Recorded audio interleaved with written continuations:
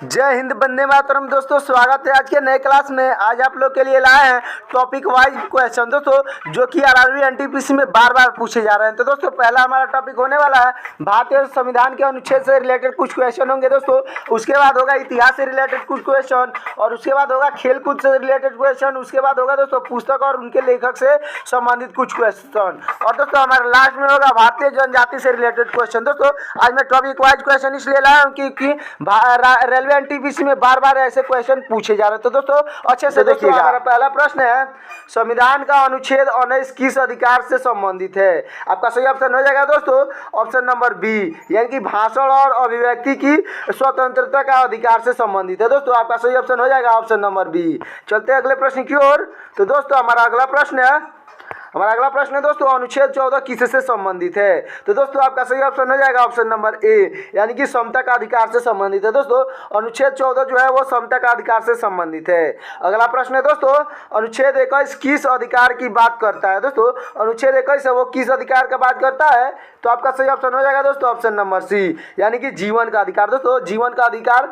का बात करता है अनुच्छेद 21 वो जीवन का अधिकार का बात करता है। अगला प्रश्न है दोस्तों हमारा, अनुच्छेद 32 किस अधिकार की गारंटी देता है? दोस्तों अनुच्छेद 32 है वो किस अधिकार की गारंटी देता है? ये क्वेश्चन 29 अगस्त को पूछा गया है दोस्तों फर्स्ट शिफ्ट में। और देखिए दोस्तों इसका सही ऑप्शन हो जाएगा ऑप्शन नंबर ए, यानी कि संवैधानिक उपचार का अधिकार। दोस्तों संवैधानिक उपचार का अधिकार देता है अनुच्छेद 32। चलते हैं अगले प्रश्न की ओर। तो दोस्तों हमारा अगला प्रश्न है, अनुच्छेद 51 किससे संबंधित है? दोस्तों अनुच्छेद 51 किससे संबंधित है? तो आपका सही ऑप्शन हो जाएगा ऑप्शन नंबर बी, यानी कि मौलिक कर्तव्य से संबंधित है। दोस्तों अनुच्छेद 51 है वो मौलिक कर्तव्य से संबंधित है। तो दोस्तों अब तक वीडियो को लाइक नहीं किए हैं तो वीडियो को लाइक करके चैनल को सब्सक्राइब कर दीजिएगा। तो दोस्तों हमारा अगला प्रश्न है, अनुच्छेद 24 क्या निर्देश करता है? दोस्तों अनुच्छेद 24 है वो क्या निषेध करता है? तो आपका सही ऑप्शन हो जाएगा दोस्तों ऑप्शन नंबर भी, यानी कि बाल श्रम। दोस्तों बाल श्रम को निषेध करता है। जो अनुच्छेद 24 है दोस्तों वो बाल श्रम को निषेध करता है। अगला प्रश्न है दोस्तों हमारा अगला प्रश्न है, संविधान का अनुच्छेद 356 किससे संबंधित है? दोस्तों संविधान का अनुच्छेद 356 किससे संबंधित है? आपका सही ऑप्शन हो जाएगा दोस्तों ऑप्शन नंबर ए, यानी कि राष्ट्रपति शासन से संबंधित है। दोस्तों राष्ट्रपति शासन से संबंधित आपका सही आंसर हो जाएगा। अगला प्रश्न है दोस्तों हमारा, अनुच्छेद 243 किससे संबंधित है? दोस्तों अनुच्छेद 243 किससे संबंधित है? तो आपका सही ऑप्शन हो जाएगा दोस्तों ऑप्शन नंबर बी, यानी कि पंचायत व्यवस्था से संबंधित है। दोस्तों अनुच्छेद 243 पंचायत व्यवस्था से संबंधित है। अगला प्रश्न है दोस्तों हमारा, अनुच्छेद 17 किसको समाप्त करता है? दोस्तों अनुच्छेद 17 है वो किसको समाप्त करता है? तो आपका सही ऑप्शन हो जाएगा दोस्तों ऑप्शन नंबर बी, यानी कि छुआछूत को। दोस्तों छुआछूत को समाप्त करता है। अनुच्छेद जो 17 है वो छुआछूत को समाप्त करता है। तो दोस्तों हमारा अगला प्रश्न है, अनुच्छेद 29 किससे संबंधित है? हमारा राइट आंसर हो जाएगा दोस्तों ऑप्शन नंबर डी, यानी कि सांस्कृतिक और सांस्कृतिक अधिकार से संबंधित है। दोस्तों सांस्कृतिक और सांस्कृतिक अधिकार से संबंधित है। अगला प्रश्न है दोस्तों हमारा, अनुच्छेद 19 फर्स्ट ए किस अधिकार की गारंटी देता है? तो आपका सही ऑप्शन हो जाएगा ऑप्शन नंबर सी, यानी कि अभिव्यक्ति की स्वतंत्रता को गारंटी देता है। दोस्तों अभिव्यक्ति की स्वतंत्रता का गारंटी देता है। अच्छे से याद रखिएगा दोस्तों, क्योंकि इसमें से 90% क्वेश्चन जो आरआरबी एनटीपीसी में पूछे जा चुके हैं, और दोस्तों 10% बचे हैं वो शायद आपके शिफ्ट में पूछ सकता है। तो दोस्तों अगला प्रश्न है, संविधान का अनुच्छेद 368 किससे संबंधित है? तो आपका सही ऑप्शन हो जाएगा दोस्तों ऑप्शन नंबर बी, यानी कि संविधान का संशोधन से संबंधित है। दोस्तों संविधान का संशोधन से संबंधित है। अच्छे से याद रखिएगा दोस्तों। हमारा अगला प्रश्न है, अनुच्छेद 12 किसके बारे में बताता है? आपका सही ऑप्शन हो जाएगा दोस्तों ऑप्शन नंबर ए, यानी कि राज्य परिभाषा को बताता है। दोस्तों अनुच्छेद 12 है वो राज्य परिभाषा को बताता है। अगला प्रश्न है दोस्तों हमारा,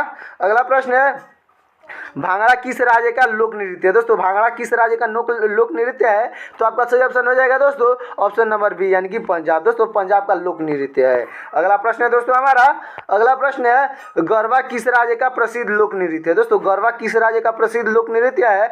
तो आपका सही ऑप्शन हो जाएगा दोस्तों ऑप्शन नंबर बी, यानी कि गुजरात। दोस्तों गुजरात आपका बिल्कुल राइट आंसर हो जाएगा।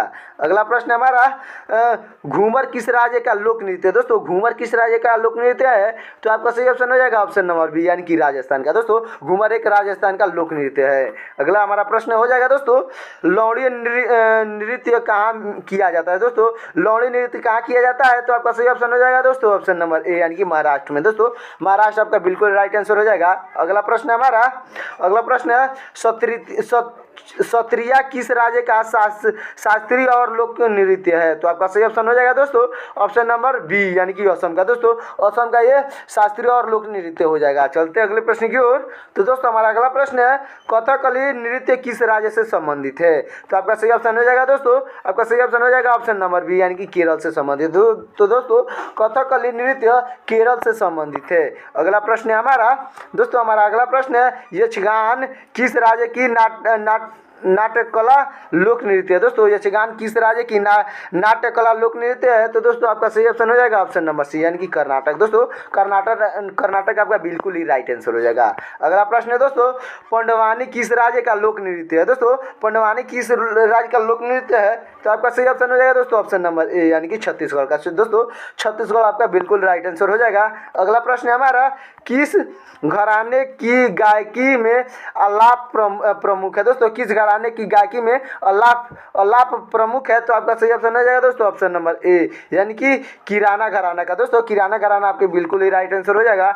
तो दोस्तों हमारा अगला प्रश्न है जयपुर घराने की प्रमुख गायकी शैली क्या है? दोस्तों जयपुर घराने की प्रमुख गायकी शैली को क्या है? तो आपका सही ऑप्शन हो जाएगा दोस्तों ऑप्शन नंबर डी यानी कि बोलतान। दोस्तों बोलतान आपका बिल्कुल राइट आंसर हो जाएगा, अच्छे से याद रखिएगा दोस्तों। और कमेंट में बताइए कि दोस्तों ये आपका कितना इसमें से आपको तैयार है ताकि मुझे अगला वीडियो बनाने में आसानी हो। तो दोस्तों हमारा अगला प्रश्न है लखनऊ घराना किस नृत्य शैली से संबंधित है? तो दोस्तों आपका सही ऑप्शन हो जाएगा ऑप्शन नंबर बी यानी कि कथक से। दोस्तों कथक आपका बिल्कुल ही राइट आंसर हो जाएगा। हमारा अगला प्रश्न है किस घराने का व्याख्या गायन में योगदान महत्वपूर्ण है? तो दोस्तों आपका सही ऑप्शन हो जाएगा ऑप्शन नंबर बी यानी कि ग्वालियर घराना। दोस्तों ग्वालियर घराना आपके बिल्कुल राइट आंसर हो जाएगा, अच्छे से ध्यान से पढ़िएगा। दोस्तों अगला हमारा क्वेश्चन है पटियाला घराना किस शैली की गायकी के लिए प्रसिद्ध है? दोस्तों पटियाला घराना किस शैली की गायकियों के लिए प्रसिद्ध है? तो दोस्तों आपका सही ऑप्शन हो जाएगा ऑप्शन नंबर बी यानी कि ठुमरी। दोस्तों ठुमरी से प्रसिद्ध है, अच्छे से दोस्तों याद रखिएगा क्योंकि इसमें से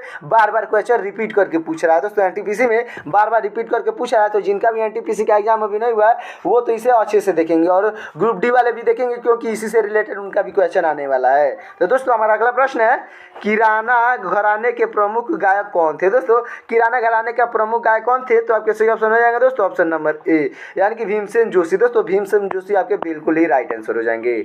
अगला प्रश्न है दोस्तों हमारा आगरा घराने के गायक किस शैली के लिए प्रसिद्ध है? दोस्तों आगरा घराने की गायक किस शैली से लिए प्रसिद्ध है? तो दोस्तों आपके सही ऑप्शन हो जाएगा ऑप्शन नंबर सी यानी कि ख्याल। दोस्तों ख्याल से प्रसिद्ध है। दोस्तों ख्याल आपका राइट आंसर हो जाएगा। दोस्तों अब हमारा इतिहास से क्वेश्चन चालू होने वाला है तो इस वीडियो को भी जरूर देखिएगा।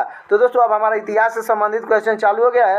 हड़प्पा सभ्यता की खोज किसके द्वारा की गई थी? दोस्तों हड़प्पा सभ्यता की खोज किसके द्वारा की गई थी? तो दोस्तों आपका राइट आंसर हो जाएगा ऑप्शन नंबर ए यानी कि दयाराम साहनी। दोस्तों दयाराम साहनी आपके बिल्कुल ही राइट आंसर हो जाएंगे। अगला प्रश्न है दोस्तों हमारा अगला प्रश्न है वो शासक जिसने एक सच्चे जैन मुनि की तरह उपवास के द्वारा शरीर त्याग दिया और उनका नाम था? दोस्तों उनका क्या नाम था? तो आपका सही ऑप्शन हो जाएगा दोस्तों ऑप्शन नंबर सी यानी कि चंद्रगुप्त मौर्य। दोस्तों चंद्रगुप्त मौर्य आपका बिल्कुल राइट आंसर हो जाएगा। अगला प्रश्न है दोस्तों हमारा अगला प्रश्न है तराई का प्रथम युद्ध 1191 किसके बीच लड़ा गया था? दोस्तों तराई का प्रथम युद्ध 1191 में किसके बीच लड़ा गया था? तो दोस्तों आपका राइट आंसर हो जाएगा दोस्तों ऑप्शन नंबर बी यानी कि मोहम्मद गौरी और पृथ्वीराज तृतीय के बीच हुआ था। दोस्तों मोहम्मद गौरी और पृथ्वीराज तृतीय के बीच हुआ था। अगला प्रश्न है दोस्तों हमारा अगला प्रश्न है बंगाल को मुगल साम्राज्य से पृथक करके स्वतंत्र किसने किया था? तो दोस्तों आपका राइट आंसर हो जाएगा ऑप्शन नंबर ए यानी कि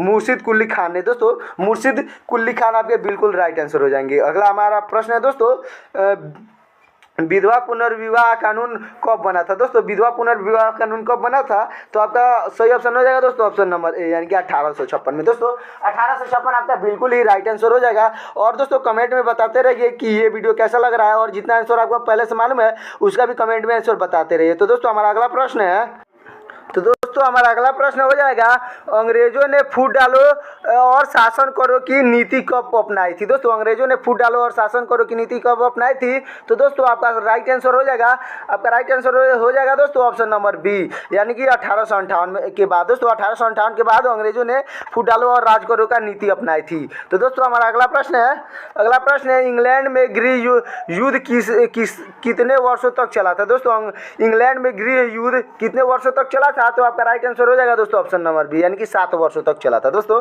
आपका राइट आंसर हो जाएगा ऑप्शन नंबर बी, यानी कि 7 वर्ष। अगला प्रश्न है दोस्तों, आर्य भारत में कहाँ से आए थे। दोस्तों आर्य भारत में कहाँ से आए थे, तो दोस्तों आपका राइट आंसर हो जाएगा ऑप्शन नंबर सी, यानी कि केंद्रीय एशिया से। दोस्तों केंद्रीय एशिया से आए थे आर्य भारत में। दोस्तों अगला प्रश्न हमारा हो जाएगा, अगला प्रश्न है, रामायण और महाभारत की रचना की अवधि में हुई थी। दोस्तों रामायण और महाभारत की रचना किस अवधि में हुई थी, तो दोस्तों आपका राइट ऑप्शन हो जाएगा ऑप्शन नंबर सी, यानी कि आर्य अवधि में। दोस्तों आर्य अवधि आपका बिल्कुल राइट आंसर हो जाएगा। चलते हैं अगले प्रश्न की ओर। हमारा अगला प्रश्न है, गुप्त समाज की स्थापना किसने की थी, तो दोस्तों आपका राइट आंसर हो जाएगा ऑप्शन नंबर ए, यानी कि श्रीगुप्त, यानी कि गुप्त वंश के संस्थापक ने दोस्तों श्रीगुप्त ने की थी, यानी कि वो थे गुप्त वंश का संस्थापक। चलते हैं अगले प्रश्न की ओर। तो दोस्तों हमारा अगला प्रश्न है, पानीपत की दूसरी लड़ाई किसके बीच लड़ी गई थी। दोस्तों पानीपत की दूसरी लड़ाई किसके बीच लड़ी गई थी, तो आपका बिल्कुल राइट आंसर हो जाएगा दोस्तों ऑप्शन नंबर बी, यानी कि बाबर और हेमू के बीच। दोस्तों पानीपत का द्वितीय लड़ाई बाबर और हेमू के बीच लड़ी गई थी। दोस्तों बाबर नहीं होगा, अकबर होगा। दोस्तों यहाँ पे अकबर और हेमू के बीच लड़ी गई थी। दोस्तों आपका बी ऑप्शन सही हो जाएगा, यानी कि अकबर और हेमू। दोस्तों अकबर और हेमू आपका बिल्कुल ही राइट आंसर हो जाएगा। अगला प्रश्न हमारा, मोहम्मद गौरी कहाँ के शासक थे। दोस्तों मोहम्मद गौरी कहाँ के शासक थे, तो दोस्तों आपका सही ऑप्शन हो जाएगा ऑप्शन नंबर सी, यानी कि अफगानिस्तान के। दोस्तों अफगानिस्तान आपका बिल्कुल ही राइट आंसर हो जाएगा। अगला प्रश्न है हमारा, मस्तानी किस शासक की प्रेयसी थी। दोस्तों मस्तानी की शासक की प्रेयसी थी, तो दोस्तों आपका राइट आंसर हो जाएगा ऑप्शन नंबर ए, यानी कि बाजीराव पेशवा का। दोस्तों बाजीराव पेशवा आपका राइट आंसर हो जाएगा। अगला प्रश्न है दोस्तों हमारा, बिहार प्रदेश को किस मुस्लिम शासक ने सबसे पहले जीता था, तो दोस्तों आपका राइट आंसर हो जाएगा ऑप्शन नंबर बी, यानी कि बख्तियार खिलजी ने। दोस्तों बख्तियार खिलजी आपका बिल्कुल राइट आंसर हो जाएगा। अगला प्रश्न है दोस्तों हमारा, गुप्त काल में सबसे पहले किस शहर में अंग्रेज ने अपना कारखाना स्थापित किए थे। दोस्तों गुप्त काल में सबसे पहले किस शहर में अपना अंग्रेज कारखाना स्थापित किए थे, दोस्तों आपका राइट आंसर हो जाएगा ऑप्शन नंबर ए, यानी कि सूरत में। दोस्तों सूरत आपका बिल्कुल राइट आंसर हो जाएगा। अब चलते हैं दोस्तों, अगला हमारा टॉपिक चालू होने वाला है खेल कूद से। दोस्तों खेल कूद से संबंधित भी बहुत क्वेश्चन पूछे जाते हैं, तो अब हमारा खेल कूद का क्वेश्चन शुरू होता है। तो दोस्तों मैं आशा करता हूं कि इसमें आपको 50% क्वेश्चन का आंसर मालूम होगा, तो और जिनको भी आंसर मालूम होगा वो कमेंट में अपना आंसर बताते चलिएगा दोस्तों, ताकि ये मुझे पता चल सके कि आपको खेलकूद से कितना क्वेश्चन तैयार है। तो दोस्तों हमारा खेलकूद का पहला क्वेश्चन है, रणजी ट्रॉफी किस खेल से संबंधित है। दोस्तों रणजी ट्रॉफी किस खेल से संबंधित है, तो आपका सही ऑप्शन हो जाएगा दोस्तों ऑप्शन नंबर सी, यानी कि क्रिकेट से। दोस्तों क्रिकेट से संबंधित है रणजी ट्रॉफी। अगला प्रश्न हमारा, टेबल टेनिस में कितने खिलाड़ी होते हैं। दोस्तों टेबल टेनिस में कितने खिलाड़ी होते हैं, तो दोस्तों आपका राइट आंसर हो जाएगा ऑप्शन नंबर ए, यानी कि 1 या 2। दोस्तों 1 या 2 खिलाड़ी होते हैं टेबल टेनिस में। अगला प्रश्न है दोस्तों, लॉर्ड्स स्टेडियम किस खेल से संबंधित है। दोस्तों लॉर्ड्स स्टेडियम किस खेल से संबंधित है, तो आपका राइट आंसर हो जाएगा दोस्तों ऑप्शन नंबर सी, यानी कि क्रिकेट से संबंधित है। दोस्तों लॉर्ड्स स्टेडियम है उसमें क्रिकेट खेला जाता है, इसलिए वो क्रिकेट खेल से संबंधित है। हमारा अगला प्रश्न है दोस्तों, निम्न में से कौन सा हॉकी के प्रसिद्ध खिलाड़ी हैं। दोस्तों निम्न में से कौन सा हॉकी के प्रमुख प्रसिद्ध खिलाड़ी हैं, तो दोस्तों आपके राइट आंसर हो जाएंगे ऑप्शन नंबर ए, यानी कि मेजर ध्यानंद। दोस्तों मेजर ध्यानंद आपके राइट आंसर हो जाएंगे। चलते अगले प्रश्न की ओर। दोस्तों हमारा अगला प्रश्न है, बैडमिंटन का आविष्कार किस देश में हुआ। दोस्तों बैडमिंटन का आविष्कार किस देश में हुआ था, तो आपके राइट आंसर हो जाएंगे ऑप्शन नंबर सी, यानी कि इंग्लैंड में। दोस्तों इंग्लैंड आपका बिल्कुल राइट आंसर हो जाएगा। अगला प्रश्न है दोस्तों हमारा, सुब्रतो कप किस खेल से संबंधित है। दोस्तों सुब्रतो कप किस खेल से संबंधित है, तो आपका राइट आंसर हो जाएगा दोस्तों ऑप्शन नंबर सी, यानी कि फुटबॉल से। दोस्तों फुटबॉल आपका बिल्कुल ही राइट आंसर हो जाएगा। अगला प्रश्न है दोस्तों, गोल्फ में कितने खिलाड़ी होते हैं। दोस्तों गोल्फ में कितने खिलाड़ी होते हैं, तो आपका राइट आंसर हो जाएगा दोस्तों ऑप्शन नंबर ए, यानी कि 1 या 2। दोस्तों गोल्फ गेम में 1 या 2 खिलाड़ी होते हैं। चलते अगले प्रश्न की ओर। दोस्तों हमारा अगला प्रश्न है, विंबलडन किस खेल से संबंधित है दोस्तों? विंबलडन किस खेल से संबंधित है? तो आपका राइट आंसर हो जाएगा दोस्तों ऑप्शन नंबर सी, यानी कि टेनिस से संबंधित है दोस्तों। टेनिस आपका बिल्कुल ही राइट आंसर हो जाएगा। अगला प्रश्न है दोस्तों, फुटबॉल के पिता किसे कहा जाता है? दोस्तों फुटबॉल का पिता किसे कहा जाता है? तो आपका राइट आंसर हो जाएगा दोस्तों ऑप्शन नंबर डी, यानी कि वाटर कैंप को। दोस्तों वाटर कैंप को फुटबॉल का पिता कहा जाता है। अगला प्रश्न है दोस्तों हमारा, अगला प्रश्न है क्रिकेट का आविष्कार किस देश में हुआ था? दोस्तों क्रिकेट का आविष्कार किस देश में हुआ था? तो दोस्तों आपका राइट आंसर हो जाएगा ऑप्शन नंबर सी, यानी कि इंग्लैंड में। दोस्तों इंग्लैंड आपका बिल्कुल ही राइट आंसर हो जाएगा। अगला प्रश्न है दोस्तों हमारा, सुल्तान औजलान शाह कप किस खेल से संबंधित है? दोस्तों सुल्तान औजलान शाह कप किस खेल से संबंधित है? तो दोस्तों आपका राइट आंसर हो जाएगा ऑप्शन नंबर सी, यानी कि हॉकी से संबंधित है। दोस्तों हॉकी आपका बिल्कुल ही राइट आंसर हो जाएगा। अगला प्रश्न है दोस्तों, बास्केटबॉल में कितने खिलाड़ी होते हैं? दोस्तों बास्केटबॉल में कितने खिलाड़ी होते हैं? तो आपका राइट आंसर हो जाएगा दोस्तों ऑप्शन नंबर बी, यानी कि 5 खिलाड़ी होते हैं। दोस्तों बास्केटबॉल में कुल 5 खिलाड़ी होते हैं। अगला प्रश्न है दोस्तों, फीफा विश्व कप किस खेल से संबंधित है? दोस्तों फीफा विश्व कप किस खेल से संबंधित है? तो आपका सही ऑप्शन हो जाएगा दोस्तों ऑप्शन नंबर बी, यानी कि फुटबॉल से संबंधित है। दोस्तों फीफा विश्व कप फुटबॉल से संबंधित है, अच्छे से याद रखिएगा। हमारा अगला प्रश्न है दोस्तों, कबड्डी का आविष्कार किस देश में हुआ था? दोस्तों कबड्डी का आविष्कार किस देश में हुआ था? तो आपका सही ऑप्शन हो जाएगा दोस्तों ऑप्शन नंबर सी, यानी कि भारत में। दोस्तों कबड्डी का आविष्कार भारत देश में हुआ था। अगला प्रश्न है हमारा दोस्तों, शतरंज के पिता किसे कहा जाता है? दोस्तों शतरंज का पिता किसे कहा जाता है? तो आपका राइट आंसर हो जाएगा दोस्तों ऑप्शन नंबर सी, यानी कि विलियम्सन एस्टिनिस्ट को। दोस्तों विलियम्सन एस्टिनिस्ट को शतरंज का पिता कहा जाता है। अगला प्रश्न है दोस्तों, अगला हमारा प्रश्न चालू होने वाला है पुस्तकें और लेखक से। दोस्तों पुस्तकें और लेखक से अगला प्रश्न चालू होने वाला है, तो मैं आशा करता हूँ इसमें भी क्वेश्चन आपको थोड़ा बहुत तो आता ही होगा, और जितना भी आता होगा कमेंट में जरूर बताइएगा दोस्तों। तो चलते हैं शुरू करते हैं अपने पुस्तकें और उनके लेखक से प्रश्न। तो दोस्तों हमारा पहला प्रश्न है, इंडिया विंस फ्रीडम के लेखक कौन है? दोस्तों इंडिया विंस फ्रीडम के लेखक कौन है? तो आपके राइट आंसर हो जाएंगे दोस्तों, आपके राइट आंसर हो जाएंगे ऑप्शन नंबर बी, यानी कि मौलाना अबुल कलाम आज़ाद। दोस्तों मौलाना अबुल कलाम आज़ाद आपके बिल्कुल राइट आंसर हो जाएंगे। अगला प्रश्न है दोस्तों, द डिस्कवरी ऑफ इंडिया पुस्तक के लेखक कौन है? दोस्तों द डिस्कवरी ऑफ इंडिया पुस्तक के लेखक कौन है? तो आपके राइट आंसर हो जाएंगे दोस्तों ऑप्शन नंबर बी, यानी कि पंडित जवाहरलाल नेहरू। दोस्तों द पंडित जवाहरलाल नेहरू आपके राइट आंसर हो जाएंगे। अगला प्रश्न है दोस्तों, एनिहिलेशन ऑफ कास्ट किसने लिखी? दोस्तों एनिहिलेशन ऑफ कास्ट किसने लिखी थी? तो आपका राइट आंसर हो जाएगा दोस्तों ऑप्शन नंबर बी, यानी कि महात्मा गांधी। दोस्तों सॉरी दोस्तों, आपका राइट आंसर हो जाएगा ऑप्शन नंबर बी, यानी कि डॉक्टर बी आर अम्बेडकर ने। डॉक्टर बी आर अम्बेडकर यानी कि डॉक्टर भीमराव अम्बेडकर आपके राइट आंसर हो जाएंगे। तो दोस्तों हमारा अगला प्रश्न है, दोस्तों हमारा अगला प्रश्न शुरू होने वाला। तो दोस्तों हमारा अगला प्रश्न है, हमारा अगला प्रश्न है दोस्तों, हिंद स्वराज पुस्तक किसने लिखी? दोस्तों हिंद स्वराज पुस्तक किसने लिखी थी? तो आपके राइट आंसर हो जाएगा दोस्तों ऑप्शन नंबर ए, यानी कि महात्मा गांधी ने लिखी थी। दोस्तों महात्मा गांधी आपके राइट आंसर हो जाएंगे। चलते हैं दोस्तों अगले प्रश्न की ओर। तो दोस्तों हमारा अगला प्रश्न है, ग्लिप्सेस ऑफ वर्ल्ड हिस्ट्री पुस्तक के लेखक कौन है? दोस्तों ग्लिप्सेस ऑफ वर्ल्ड हिस्ट्री पुस्तक के लेखक कौन है? तो आपके राइट आंसर हो जाएंगे दोस्तों ऑप्शन नंबर सी, यानी कि पंडित जवाहरलाल नेहरू। दोस्तों पंडित जवाहरलाल नेहरू आपके राइट आंसर हो जाएंगे।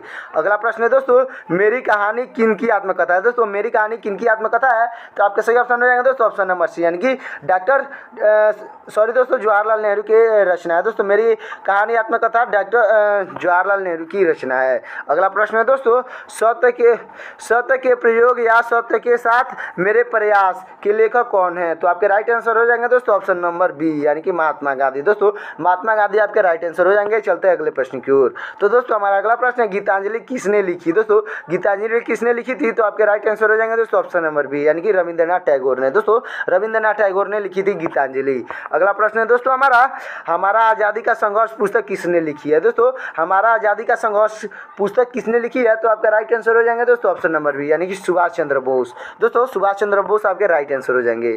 अगला प्रश्न है दोस्तों, बाबरनामा किसने लिखी? दोस्तों बाबरनामा किसने लिखी थी? तो आपके राइट आंसर हो जाएंगे ऑप्शन नंबर ए, यानी कि बाबर ने। दोस्तों बाबर आपके बिल्कुल राइट आंसर हो जाएंगे, अच्छे से ध्यान से पढ़िएगा। अगला हमारा प्रश्न है, तारिक ए फिरोजा शाही पुस्तक किसने लिखी? तो आपके राइट आंसर हो जाएंगे दोस्तों ऑप्शन नंबर बी, यानी कि जियाउद्दीन बर्नी। दोस्तों जियाउद्दीन बर्नी ने लिखी थी। अगला प्रश्न है दोस्तों हमारा, अगला प्रश्न है, राजतरंगिणी के लेखक कौन है दोस्तों? राजतरंगिणी के लेखक कौन है? तो आपके राइट ऑप्शन हो जाएंगे ऑप्शन नंबर बी यानी कि कल्लड़। दोस्तों कल्लड़ आपके बिल्कुल राइट आंसर हो जाएंगे। अगला प्रश्न है दोस्तों हमारा, पंचतंत्र किसने लिखी थी? दोस्तों पंचतंत्र किसने लिखी थी? तो आपका राइट आंसर हो जाएगा ऑप्शन नंबर ए यानी कि विष्णु शर्मा ने। दोस्तों विष्णु शर्मा ने लिखी थी पंचतंत्र। तो दोस्तों हमारा अगला प्रश्न है, अर्थशास्त्र के लेखक कौन है? दोस्तों अर्थशास्त्र के लेखक कौन है? तो आपके राइट आंसर हो जाएंगे दोस्तों ऑप्शन नंबर डी यानी कि उपयुक्त सभी, यानी कि चाणक्य भी और कौटिल्य भी और विष्णुगुप्त भी, ये सभी हो जाएंगे। चलते हैं दोस्तों अगले टॉपिक की ओर। तो दोस्तों हमारा अगला टॉपिक शुरू होने वाला है भारतीय जनजातियों से रिलेटेड। दोस्तों भारतीय जनजातियों से रिलेटेड बहुत क्वेश्चन पूछा जा रहा है इस बार के पेपर में, तो दोस्तों अच्छे से ध्यान से पढ़िएगा और जितना क्वेश्चन मालूम होगा उतना कमेंट में बताते चलिएगा। हमारा अगला प्रश्न है, संस्थाल जनजाति मुख्य किस राज्य में पाई जाती है? दोस्तों संस्थाल जनजाति है वो मुख्य किस राज्य में पाई जाती है? तो आपका राइट आंसर हो जाएगा ऑप्शन नंबर ए यानी कि झारखंड में। दोस्तों झारखंड आपके बिल्कुल राइट आंसर हो जाएंगे। अगला प्रश्न है दोस्तों हमारा, अगला प्रश्न है, भूल जनजाति मुख्य रूप से किस राज्य में निवास करती है? दोस्तों भूल जनजाति है वो किस राज्य में निवास करती है? तो आपका राइट आंसर हो जाएगा दोस्तों ऑप्शन नंबर ए यानी कि राजस्थान में। दोस्तों राजस्थान आपका बिल्कुल राइट आंसर हो जाएगा। अगला प्रश्न है दोस्तों, टोडा जनजाति कहाँ पाई जाती है? दोस्तों टोडा जनजाति कहाँ पाई जाती है? तो आपका राइट आंसर हो जाएगा दोस्तों ऑप्शन नंबर ए यानी कि तमिलनाडु में। दोस्तों तमिलनाडु में पाई जाती है। अगला प्रश्न है दोस्तों हमारा, गोंड जनजाति कहाँ पाई जाती है? दोस्तों गोंड जनजाति कहाँ पाई जाती है? तो आपका राइट आंसर हो जाएगा ऑप्शन नंबर बी यानी कि मध्य प्रदेश में।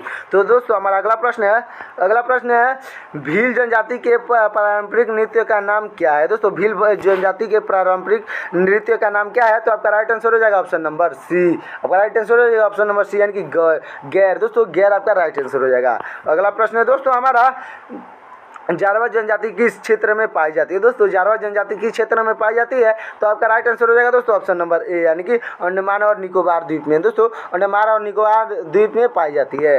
अगला प्रश्न है दोस्तों हमारा, अगला प्रश्न है, मिजो जनजाति किस राज्य से संबंधित है? दोस्तों मिजो जनजाति किस राज्य से संबंधित है?